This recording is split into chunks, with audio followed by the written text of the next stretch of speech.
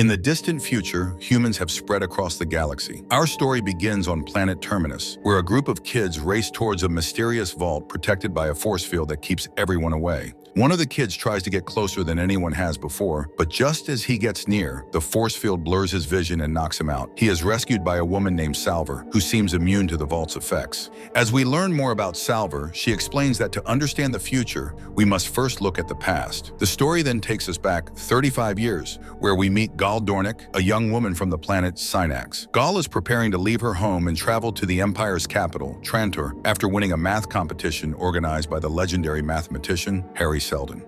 Seldon, along with his adopted son, Rach, discusses the arrival of Gael at the Empire Library. Gael had another reason for leaving her home planet, Synax. It's a deeply religious world that has banished all scientists, and Gael, who tried to save the planet from rising sea levels, was labeled as mad and shunned by everyone. After saying goodbye to her parents, Gael boards a jump ship where she meets a man named Gerald, who gives her information about their journey in Trantor, the Empire's capital. Upon arriving at the Star Bridge, a vast transport system that extends from the planet's surface into space, Gael finally reaches Trantor's surface and is greeted by Rach, who escorts her to Seldon. When Gael meets he asks her a few questions to verify that she solved a specific problem correctly. Then drops a bombshell. They're all going to be arrested by the Empire the next day. Confused, Gael asks why. Explains that it's because of his theory, psychohistory, a mathematical model that can predict the behavior of large populations, essentially forecasting the future. The Empire is furious because Hari's predictions show that Trantor will be destroyed, leading to the fall of the entire Empire.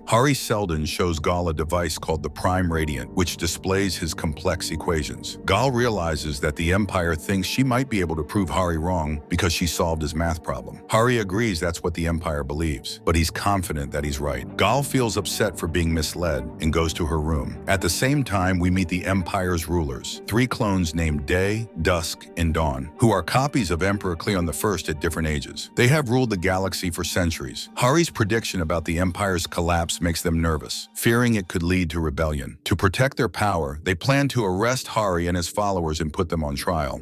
The next morning, Hari and Gael are put on trial for high treason. Hari defends his case by telling the Empire that their downfall is inevitable and will happen within 5 centuries. He warns that after the collapse, a dark age lasting 30,000 years will follow. However, he offers a solution. If they allow him to create the Foundation, a repository of all human knowledge and history, the Dark Age could be reduced to just 1,000 years, allowing humanity to recover more quickly. Despite his arguments, the Empire remains unconvinced. That night, bombers attack the Star Bridge, killing 100 million people. The Empire pressures Gael to discredit Hari's predictions, even urging her to lie, but instead she ends up supporting his theory. Later, Day, one of the Empire's rulers, privately asks Hari if there's any way to extend the life of their empire. Hari suggests ending the cloning and giving power to new leaders. Day ignores this advice but allows Hari and his followers to continue their work in exile on planet Terminus. Terminus is a remote planet located 50,000 light-years away, where Hari and his followers are allowed to build the Foundation. As the episode ends, we return to the present, where Salver reflects on how no one but someone like her could get close to the vault. She wonders if Hari somehow knew that the fate of the galaxy would one day depend on her as he devised his plan. In episode 2, the story begins with Empire soldiers, led by General raiding biohack facilities in search of clues about who supplied the bomb used in the attack on the Star Bridge. Despite their efforts, they can't find out who was behind the bombing. However, they do discover that the bombers came from the planets Nacrian and Pepsis. Both planets strongly deny involvement in the attack, as they despise each other too much to collaborate on anything. On the ship, Gael and Rach have developed a close relationship. They still have 4 years left before they reach Terminus. The Foundation team has been practicing in a simulated environment to get ready for the tough conditions on the planet. Hari continues his work on the mathematical models, aiming to ensure the best possible future. Gael, who has also been studying the math, notices some flaws in Hari's model. She shares her concerns with Rach, who asks if Hari could be entirely wrong. Gael explains that while the model is mostly accurate, there are many factors that could alter the final outcome. Meanwhile, on Trantor, Dusk visits the ruined city to see the damage firsthand. He speaks with a seer, asking if Gael has the ability to see the future. The seer tells him that she does not, and warns that the Empire is destined to collapse. Dusk wants more answers, but Demerzel insists they leave, as debris continues to fall from the sky. At the Empire's castle, Dawn watches Demerzel repair herself, revealing that she is a robot. When Dawn remarks that robots were wiped out, Demerzel corrects him, saying humans destroyed them. She believes that by acting human, she might become one. mission. Meanwhile, Day and Dusk argue over how to deal with other planets. Dusk favors mercy, while Day insists on strength. They ask Dawn's opinion, and he admits she's scared. He hugs Day, and tension between Day and Dusk grows, with each seeing the other as flawed. On the ship, Gael fills in for Hari at a Foundation meeting while he visits the lower levels. Later, during lunch, Hari tells a story about Rach's birth parents, upsetting Rach, who leaves. Gael follows to comfort him, and they sit on a simulated beach, discussing their plans for Terminus. Day finally decides how to deal with the planets Nacreon and Pepsis. He delivers a public speech about the attack and the need for revenge, ultimately ordering the execution of their diplomats, sparing only 2. He also launches a brutal assault on the 2 planets, showing the public massive ships bombarding them, killing millions in retaliation. The citizens of Trantor cheer as the planets are destroyed. Dusk, watching from the castle, is disappointed. He freezes the 2 surviving diplomats and sends them back to deliver the message that their people couldn't be saved. After the executions, Dawn asks Demerzel how many times they've done this, and she replies that it's something they've always done. Meanwhile, on the ship, Gael feels uneasy and rushes to Hari's room, where she finds Rach stabbing and killing him. Shocked, Gael tries to save Hari, but Rach drags her to an escape pod. He gives her his knife, and just before launching the pod, he apologizes and tells her he loves her. The episode ends with Gael alone in her pod, drifting through space. Episode 3 begins 400 years in the past, where we are introduced to Cleon I, who is overseeing the construction of the Star Bridge. Demerzel stands by his side as Cleon confides in her his uncertainty about the future after his death, as he has no heirs to inherit the throne. He also laments that he won't live to see the completion of the Star Bridge. Demerzel reassures him that his legacy will endure, revealing that she initiated the clone program. It's implied that she also led the Empire for a time after Cleon's death, while Dawn was still a child. The story then shifts to 19 years after the Star Bridge bombing. Dusk, now old and frail, is nearing the end of his life, a process known as ascension. He meets with the other rulers, and they take him to the top of the Star Bridge one last time, promising to rebuild it as a tribute to his legacy. After their visit, they destroy the remaining sections of the Star Bridge. As Dusk's final moments approach, he is referred to as Darkness, fully accepting his fate. The new dawn has been born, and Dusk shares a final embrace with him, saying his farewells. However, as he approaches the Ascension machine, he senses that something is off. Demerzel takes his hand and gently guides him to the machine,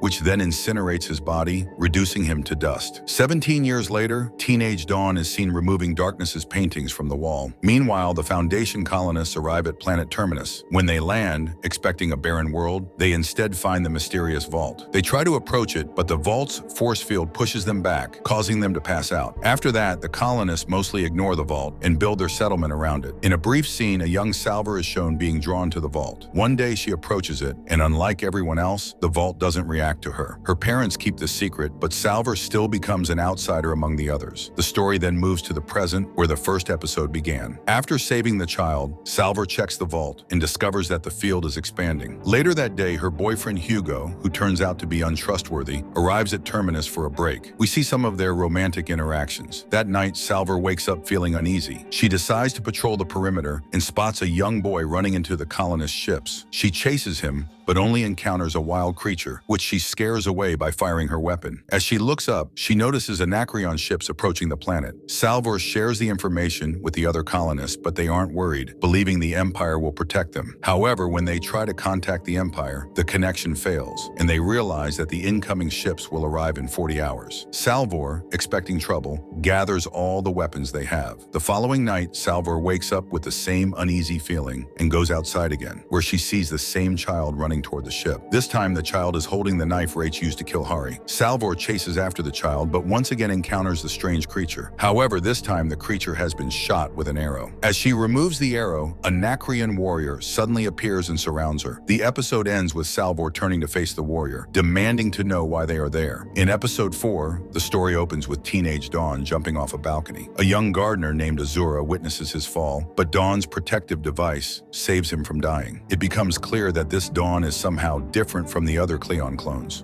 which is concerning since all Cleon clones are meant to be identical. Azura, frightened by what she sees, runs away, but Dawn becomes intrigued by her and starts gathering more information about her. Meanwhile, elsewhere in the palace, Demerzel informs Day that Proxima Opal, a powerful religious leader with trillions of followers, has died. This creates a problem for the Empire because the likely successor intends to revert religious practices to those from before the Empire's founding. The Empire fears this new leader might declare declare them unfit to rule since they are clones, and the old beliefs held that only true humans could lead. Concerned by this, Dusk decides to visit the potential new leader to address the situation and prevent any trouble. It's revealed that even though 36 years have passed since the Starbridge bombing, unrest continues to plague Trantor and the galaxy. The Empire has also discovered that communication with Terminus has been lost, which deeply worries Day, as he fears that Hari's predictions may be coming true. Teenage Dawn, unaware of who Hari is shown a hologram of Hari's trial and his prophecy. Meanwhile, Dusk prepares to meet with the new religious leader, but he is stopped by Day, who insists on going in his place. A musical cue underscores the tension, highlighting that days never leave Trantor. Day confronts Dusk, blaming him for the current turmoil, reminding him of the time he chose violence against the Nacrians instead of showing mercy. Day vows not to repeat the same mistakes as Dusk, determined to take a different path. Back in Terminus, the story picks up with Salvor surrounded by the Nacrian warriors. She demands to know why they're there, and their leader claims they are scrappers searching for an old ship module. Salvor is forced to guide them, and she and the leader enter the force field that protects the colonists. This force field is DNA-coded, allowing only colonists to pass through, so non-colonists can't enter. Salvor then takes the leader to the vault, where the force field knocks the leader unconscious. Salvor brings her to an investigation room for questioning. Although the leader sticks to her story about being a scrapper, Salvor realizes she's actually the leader of the Nacrians. It's revealed that more than half of the Nacrian population was killed by the Empire during the retaliation attack. Outside the protective field, Nacrian soldiers set up a large machine, hoping it will break through the force field. The colonists, led by Salvor, prepare their defenses as tensions rise. In the interrogation room, the Nacrian leader, Farah, reveals that her planet is dying, and she desperately needs the ship modules to navigate space and find a new home. She tells Director Lewis that she has nothing left to lose, while the colonists have everything at stake. She urges him to reconsider and hand over the module. The episode ends with Gael still drifting through space in her pod, which cuts to black as it approaches another ship. In episode 5, we are shown Gael's life before she left Synax. As a young girl, Gael worked for the Seers Church. One night, she sails with a friend to an abandoned university, where she discovers a man collecting books. She warns him to leave before anyone else sees him, but he instead hands her a math book and urges her to read it. Gael refuses to take the book, and the man is later arrested and executed. In his final words, he declares that the rising sea levels are due to human actions, not divine wrath. He is then drowned along with his book. That night, Gael sneaks out and dives into the ocean, where she finds the dead man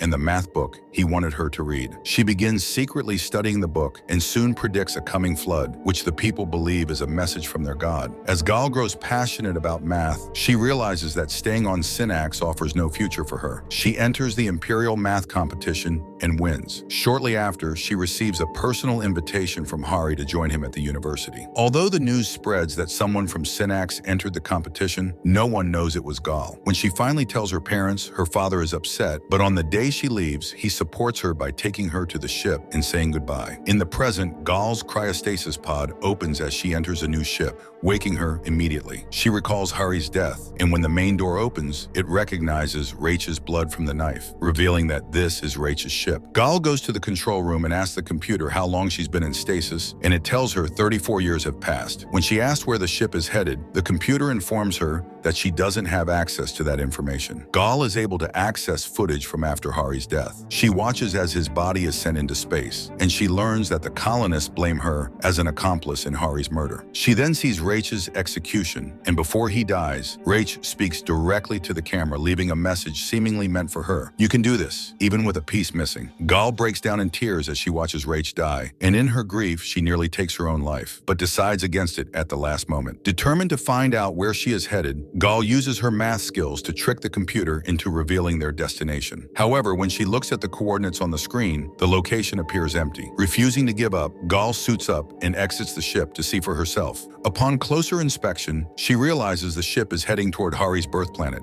Back at Terminus, an Imperial ship arrives to assist the colonists. The commander contacts Lewis and instructs him to bring Farah to the main building for a conversation. Salvor realizes this is all part of Farah's plan and rushes back to the interrogation room to stop it, but she's too late. Farah, using a hidden disruptor concealed in her eye, disables the force barrier, allowing her soldiers to attack. Salvor confronts Farah and even manages to defeat her, but Farah's soldiers capture Salvor's mother, forcing her to surrender. Farah then makes Salvor watch helplessly as her colony is destroyed, and they even destroy the Imperial ship. Farah reveals that she blames the colonists because she believes Hari's prediction made the Emperors paranoid, leading them to attack her planet. Meanwhile, on the ship, Gael returns inside, reluctant to visit Hari's home planet because she knows the people there believe she killed him. As she wrestles with her decision, she notices a blood trail on the floor. Following it, she discovers a glitching projection of Hari, appearing just as he did the last time she saw him. The episode ends on this cliffhanger. In episode 6, Day travels to meet the leaders of the Luminism religion. During the journey, we learn that Demerzel secretly believes in the religion, but Day does not. Day thinks the Empire is above everyone else, having avoided death through cloning, so he sees no need for religion. When they arrive on the planet, they are welcomed by Halima, a woman who wants to change the religious traditions. After meeting her, Day realizes she is a strong and capable opponent. Later, Day meets with Zephyr Gillette, who is likely to become the next leader of Luminism and supports both Day and the Empire. Day raises a toast to her, pledging his support and promising to build a desalination system for the planet to ensure they have enough drinking water. At the funeral of the previous leader, Halima gives a powerful speech, saying that the greatest crime against Mother is stagnation and that humanity must always grow and change. She hints that the genetic dynasty of the Empire goes against this idea. Her speech moves everyone, and they all kneel, including Demerzel. Day, however, remains standing, highlighting the growing conflict between him and Halima's vision. Back on Trantor, Dusk invites Dawn to join him on a hunt. During the hunt, Dawn performs exceptionally well, managing to take down 6 targets, which is unusual since Dusk only got 3 at the same age. Aware of his differences, Dawn hides his extra 3 kills and tells Dusk he only got 3. Later, Dawn declines a prostitute arranged by Dusk and secretly meets with Azura. He invites her to his room, where they admire the scenery outside. Dawn confides in Azura that he is colorblind, another trait that sets him apart from the previous clones. Understanding the risk, Azura offers to let Dawn kill her to keep his secret safe, but instead, he kisses her. Meanwhile, on Terminus, the Nacrian troops continue their assault, killing many colonists, and Salvor is captured and imprisoned. Unable to help, she watches as the children from the first episode devise a plan to free her. Pharaoh, the Nacrian leader, gathers all the scientists among the colonists and demands their help in repairing a warship called Invictus, a legendary vessel capable of destroying planets. Initially, the scientists refuse to cooperate, but Pharaoh forces their compliance by threatening their families. Next, we see Salvor unconscious and tied up in the investigation room, with only one guard watching her. The children manage to subdue the guard easily and drag Salvor out of the prison. When she wakes up, they take her to her father and her boyfriend, who have escaped from the Nacrian troops. Salvor quickly devises a plan to disable the Nacrian ship, preventing them from leaving and reaching their larger ship. However, as she begins to execute her plan, Salvor is suddenly struck by a vision and collapses. In her vision, Salvor finds herself dressed in Gael's clothes, witnessing the night of Seldon's death. She sees Hari talking to Raich, telling him that he must kill him and handing him the knife. Raich hesitates, arguing that he can fix the situation, but Hari insists that everything will fall apart if Raich stays with Gael. Hari emphasizes that the entire galaxy hinges on Raich's actions. Convinced by Hari's words, Raich embraces him before reluctantly stabbing him. Hugo wakes Salvor up, and they realize they've been spotted by the Nacrian troops, who immediately open fire. Salvor fights back, but as they start getting surrounded, her father runs in and grabs the explosives. Before he can escape, he is shot. Desperate to save him, Salvor takes out the troops attacking her father, but as he lies wounded on the ground, he detonates the bomb. The explosion destroys the troops and their ship, but it also kills her father. Devastated, Salvor vows to kill Pharaoh. She and Hugo return to the camp, but they are quickly captured by Pharaoh and her men. Without a ship of their own, the Nacrian troops take Hugo's ship, which can now only be accessed by Salvor after Hugo transferred the command to her. Episode 6 ends with them boarding the ship and setting course for their next destination. Episode 7 begins with Salvor and the Nacrian troops arriving at the Invictus, a jump ship, though not necessarily a war machine. Everyone puts on their spacesuits and jumps onto the ship, except for Hugo, who misses his landing and drifts into space. The others manage to enter the ship after disabling its outer defenses. Inside, they discover the ship's crew frozen to death. Further investigation reveals that the Invictus malfunctioned and began jumping randomly, leaving the crew stranded until they eventually died. Lewis informs everyone that they have only 4 hours before the Invictus makes its next jump. Farah is relying on Salvor to fix the ship, but if she fails, Farah is ready to die.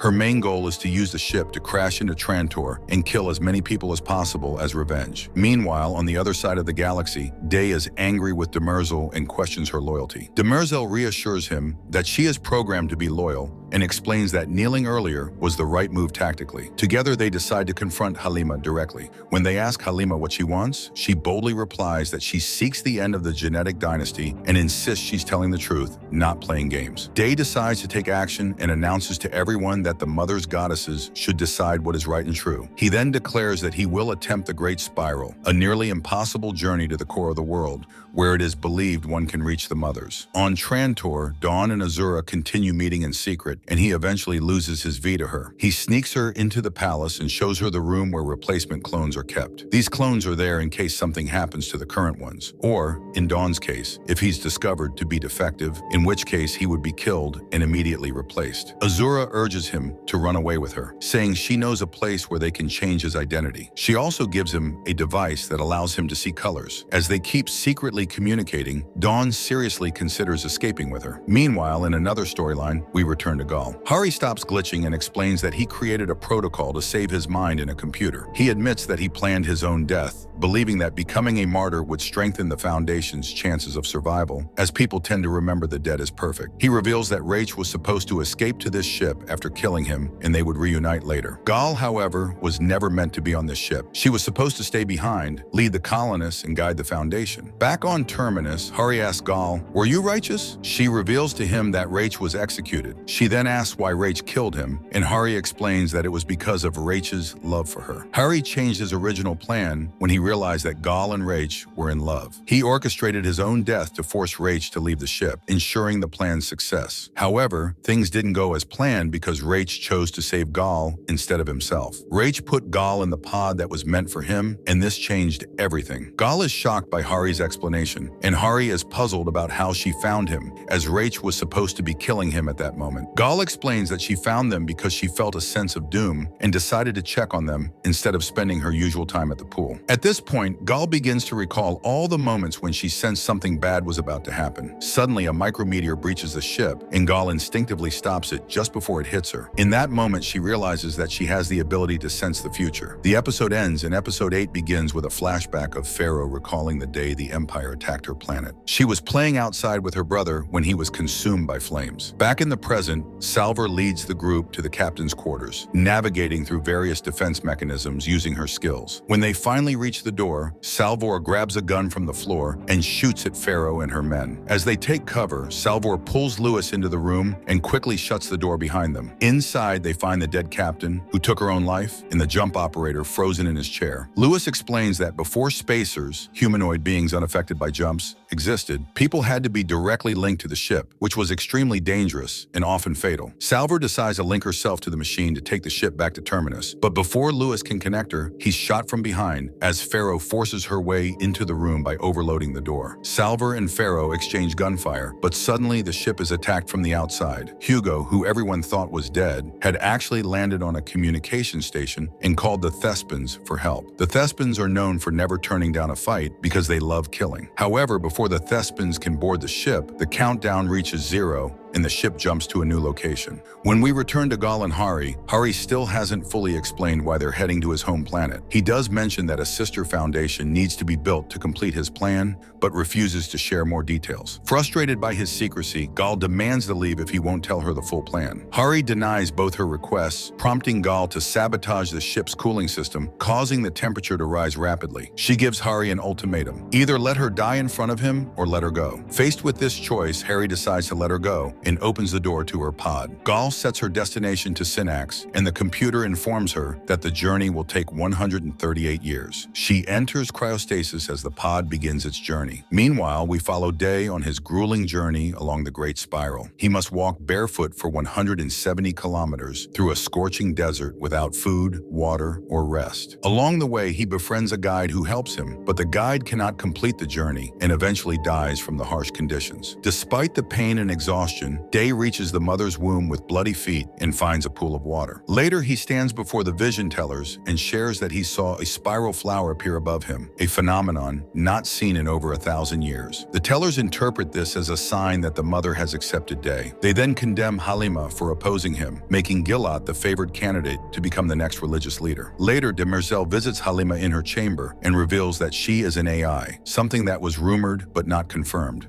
Halima quickly realizes that Demerzel is there to kill her. Demerzel starts crying, apologizing, and explaining that she doesn't want to do it, but has no choice due to her programming. Halima, showing understanding, tells Demerzel that her compassion is genuine and forgives her for what she's about to do. Demerzel then poisons Halima and leaves. Later, Day is asked by Demerzel if the flower he claimed to see in his vision was the same as the one on her desk. Day denies it, but as he prepares for a jump, a flashback reveals that he never actually saw any flower. This worries him deeply, as it suggests he might lack a soul. In episode 9, the story picks up right after the jump. Salver, unaffected by the jump, wakes up and is shocked to find that the ship has jumped to Terminus. She searches for Lewis and finds him dead in the jump operator's chair, realizing he sacrificed himself to bring them to Terminus. Salvor lands her ship and tries to contact Terminus Station, but gets no response. Looking outside, she notices that some of the Nacrian ships jumped with them. She sends out a message and is relieved when Hugo responds. After Hugo arrives and they embrace, Salvor explains that the vault's force field has expanded, cutting off all communications. Determined to stop it, she decides to go down to the surface, despite the risks. Hugo worries for her safety, but agrees to help. Salvor asks him to capture Pharaoh and her men, who are tied up on the jump ship, and to find a way to repair the ship so they can use it. Back on Trantor, Dawn and Azura meet in secret, and Dawn decides to escape with her the next day. They even choose a new name for him to start his new life. Later, Dawn meets with Dusk, who takes him on a tour of the wall of paintings. They stop at a painting of their last hunt, showing Dawn's supposed 3 kills. After Dusk leaves, Dawn pulls out a device that allows him to see colors and realizes there are actually 6 kills in the painting, revealing that his secret has been discovered. Panicked, Dawn rushes back to his room and begins packing. He is interrupted by a guard who informs him that Dusk is waiting for him. As he is being escorted,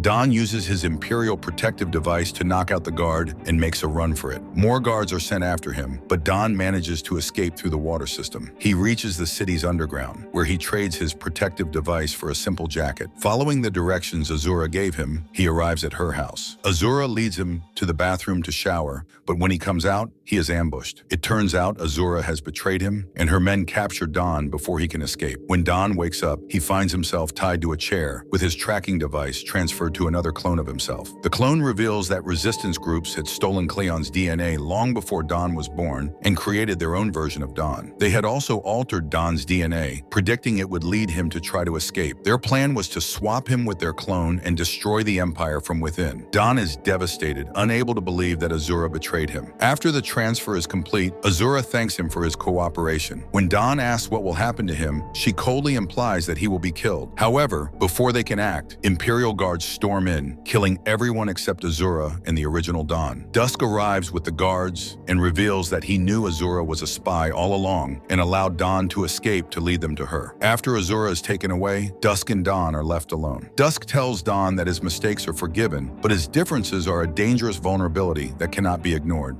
For now, Dawn is safe, but Dusk warns that Day will have the final say on what happens to him. The scene returns to Salver, who lands on Terminus and finds everyone unconscious due to the vault's force field. She discovers her mother holding Hari's Prime Radiant, and when she touches it, she sees a vision of Hari and Gael opening it. Using this information, Salver opens the Prime Radiant in front of the vault. Suddenly, a projection emerges from the Prime Radiant, causing the vault to open and waking everyone up. Soon after, the Thespians arrive and try to capture the Anacreon soldiers, but Pharaoh appears in a stolen Thespian ship and destroys their vessel. She then points a gun at Salver, who pleads for peace, suggesting that all 3 groups use the jump ship together. However, the vault starts glowing, frightening Pharaoh, who begins shooting at it. Salver warns her to stop, but when Pharaoh doesn't listen, Salver shoots an arrow into her neck, killing her. The area falls silent. Hari then emerges from the vault and, seeing everyone gathered, expresses hope that they might actually succeed in their mission. With those words, episode 9 ends. In the final episode, episode 10, Hari reveals a shocking truth. The centuries-long war between Anacreon and Thespis was actually orchestrated by Cleon II. He assassinated both of their leaders and made it look like each side was responsible, forcing the 2 strongest planets into conflict and securing his power over the galaxy. Hari then explains that the Foundation isn't just an encyclopedia for future generations, it's a revolution designed to overthrow the Empire and start anew. To achieve this, Anacreon and Thespis must work together to use the Invictus as a model and build multiple ships to wage wage war against the Empire. A curious child asks Hari how he's still alive, and Hari explains that he took a pill containing millions of self-replicating nanomachines. These nanomachines broke down his body inside his coffin and recycled the material, transforming it into the vault. However, he couldn't fully awaken for decades, and the force field was a defense mechanism.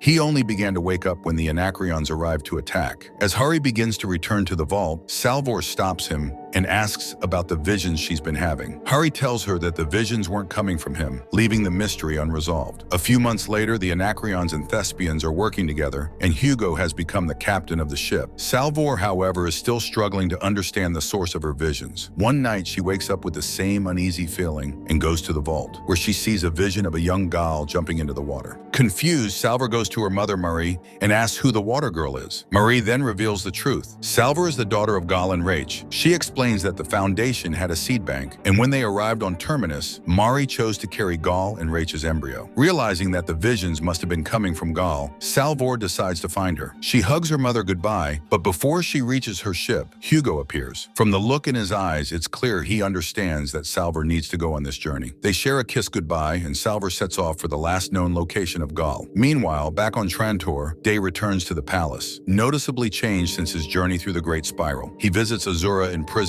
and then takes her out for a walk. He coldly asks her what her legacy will be, reminding her that she took away the child he raised. He lists the 1,551 people connected to her, family, friends, colleagues, who are all under surveillance. Day then tells her that with a simple gesture, he can have them all killed, erasing her legacy completely. He turns his hand, signaling the deaths of everyone she knew. For her punishment, Day condemns her to a room with no light, sound, or taste, where she will be restrained to prevent her from taking her own life. She will be fed occasionally, forced to live in total awareness of her suffering. Later, Dawn is brought to the throne room by Demerzel. Dusk angrily confronts him, saying that he would have already killed Dawn if he had the authority. He then turns to Day, who, after much reflection during his journey through the Great Spiral, declares that the Dynasty must adapt and accept Dawn as he is. This enrages Dusk, who insists this is unacceptable. The argument escalates, and Dusk even slaps Day. As the tension rises, Dawn turns to Demerzel, pleading with her not to let them kill him. She embraces him, reassuring him that she won't let that happen, only to then snap his neck and kill him herself. Day, visibly shaken, takes Dawn's body to the Ascension Room and tearfully incinerates him. As Day grieves, a guard enters and informs him that the rebels' plot to undermine the Empire is far more extensive than they had realized. They had thought the gene editing only affected Dawn, but new evidence reveals that the source DNA itself was compromised, meaning that future clones will not be pure copies of Cleon. Enraged by this discovery, Day shatters the glass case containing the original Cleon's DNA.